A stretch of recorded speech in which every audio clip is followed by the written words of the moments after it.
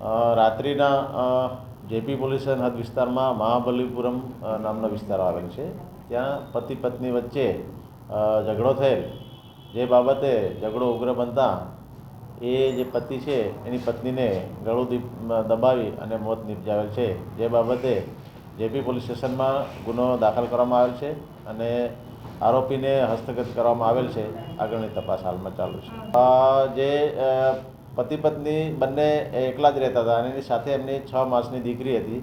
એ દીકરીને એની જે પત્ની છે એ માર મારતી હતી, જેથી એના પતિએ એને મારવા માટે ના કહેતા એની પત્નીએ એને જણાવ્યું કે તું કશું કમાતો નથી તો મારે એને શું કરવાનું એમ કરી અને મેણા મારવા લાગેલ, જેથી એને લાગી આવતા એણે ગુસ્સામાં આવી અને એનું ગળું દબાવીને મોત નિપજાવેલ છે.